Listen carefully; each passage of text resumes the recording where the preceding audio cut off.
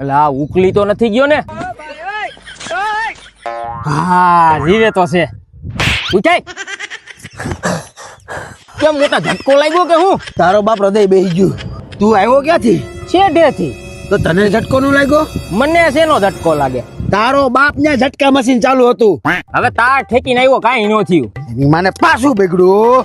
ના રિપેર કરવા જાય તો 3-4 હજાર રૂપિયા નડી જાય હો. હવે 3000 નું તો નવું આવે. તો આની સેટિંગ નું રાખી દે લા. એટલે 3000 રૂપિયાનું ઝટકા મશીન.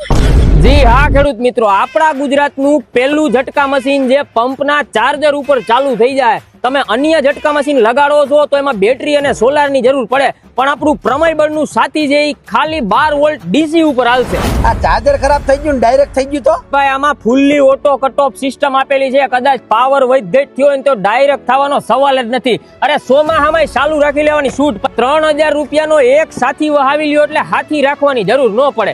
એક મશીન 50 વીઘામાં આટો ફરી જાય અને 6 મહિનાની વોરંટી અને 6 મહિનાની તો સર્વિસ વોરંટી મળી જાય. આ દોડ્યું એનું હે ભાઈ સેન્સર છે, રાતે ઓટોમેટિક ચાલુ થઈ જાય અને દિવસે ઓટોમેટિક બંધ થઈ જાય. ખેડૂત મિત્રો, આખા ગુજરાતમાં હોમ ડિલિવરી મળી જવાની છે હાવ ફ્રી. અને ભાઈ હારે હારે ડીલરશીપ આવકાર્ય છે. જય જવાન જય કિસાન.